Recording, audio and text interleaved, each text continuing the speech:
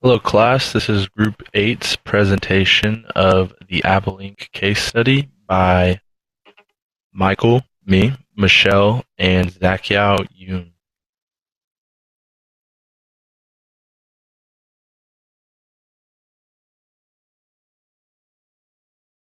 Within this presentation, we'll be focusing on company background as well as case background, supply chain management, ethics issues, alternative action or preferred action plan, and the solution. Apple Computer began as a small garage business that started on April 1, 1976. Its founders, Steve Jobs and Steve Wozniak, first started its business within California. In its early years, Apple's focus was towards manufacturing and distributing their own desktop computers such as the Apple I to the Macintosh. Within Apple Computer's success, they became the largest private manufacturer of personal computers. However, in 1985, Steve Jobs left Apple. After Steve Jobs left Apple, the launch of the Macintosh computer sales fell dramatically. Apple's market capitalization fell from $11.6 billion in 1987 to $3.1 billion at the end of 1996. The company even shuffled between three other CEOs until Steve Jobs came to be the new CEO of Apple in 1996. Since then, Apple launched new products aside from the computers, such as the iPod, iPad, and iPhone. Apple also opened retail stores and sells their product worldwide. And to the right, as you can see, is one of their iPod products. And at the bottom of that picture is their first retail store within Japan. Apple uses a JIT methodology within their supply chain, meaning just-in-time supply chain, which sets out to cut costs by reducing the amount of goods and materials a firm holds in a stock by reducing time within production, and the response time from suppliers to consumers.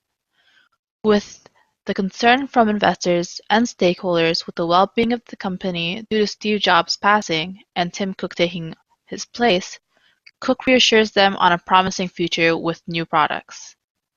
Although Apple's product range appears to become more complex, this case focuses on how Apple coordinates its supply chain on a real-time basis for their product, the iPhone, within their global market. Apple's company supply chain will determine whether it continues as a key holding in BXC's capital money management firm, and to try and identify the changes, if any, they would make with Apple's BXC portfolio.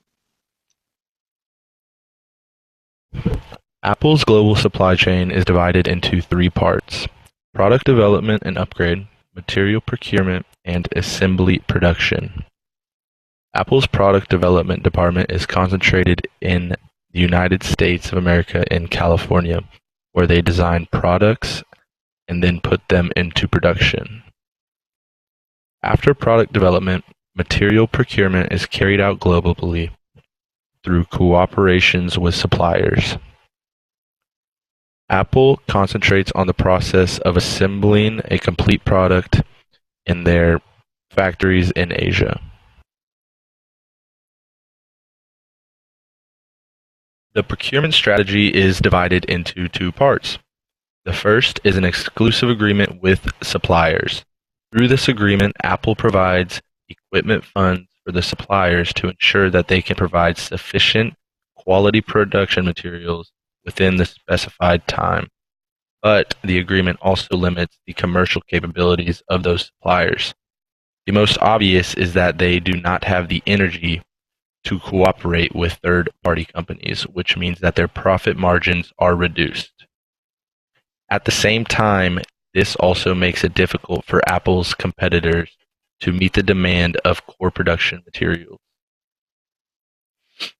To meet demands of large quantities, Apple tends to hire a large number of temporary workers, which also facilitates dismissal after the end of production.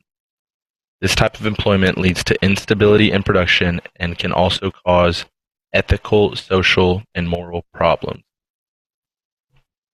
After Steve Jobs took over Apple, they first relied on efficient transportation of holiday flights to ensure inventory replenishment in the sales boom, while also reducing the efficiency of competitors' deliveries. After 2001, Apple realized that it would be more efficient to ship directly to consumers from Chinese suppliers. So it began to increase the construction of overseas warehouses and upgrade the transportation system. With regards to Apple's reverse logistics system, consumers can submit information directly online and receive a pre-stamped recycling box within 48 hours of submission. Apple will dispatch employees to pick up the box. Whether it is returning to the factory or returning the goods, this greatly avoids the errors that may occur in the process and helps improve customer satisfaction. Apple's retail stores cover 16 countries and regions. They purposely build these stores in the heart of the shopping districts in their respective regions to ensure high foot traffic. Apple also has online purchasing available in 39 countries and regions. Retail store staff not only provide products, advice, and services, but they also provide sales of accessories and peripherals to complement the range of services and products offered by Apple. Apple can even monitor the implementation of retail product sales in order to predict the market demand and adjust productivity. At the same time, through the Apple Premium Reseller Program, third-party dealers are more likely to focus on the Apple platform.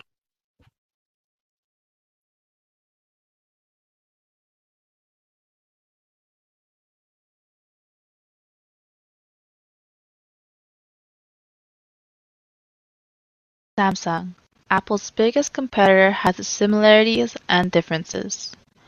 Just like Apple, Samsung uses ways to stay flexible within market demands, and is one of the only major phone makers to use in-house testing facilities. As stated within Apple's procurement, their temporary employees were unfairly treated and given low wages for the amount of work time. As an alternative, Apple should use Samsung's procurement plan and build partnerships on mutual trust that develops a fair and transparent process while minimizing risks. And by doing so, their partners should be based on satisfied criteria that not only meets the needs of the company, but the employees as well. By valuing each employee and entrusting them with the materials to successfully do work.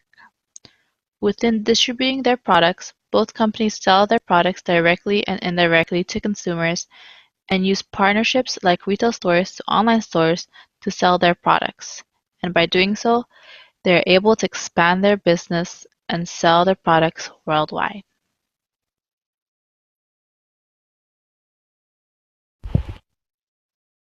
Samsung is a competing company that has had some trouble recently as well. There have been protests due to Samsung overworking their employees as well as hiring underage workers in their Korean factories. Samsung also got caught lying to a large consumer group, claiming the batteries that were exploding in their US phones were not the same batteries used in their Asian products. While these are not quite the same problems that Apple is facing, it was interesting to see how the two companies responded to their ethical and functional dilemmas. Samsung responded to their exploding battery crisis by creating new protocols and explaining them to the public. They upped their product safety process and formed a battery advisory group as well. Samsung also recalled these defective products and eventually became fully transparent with the public.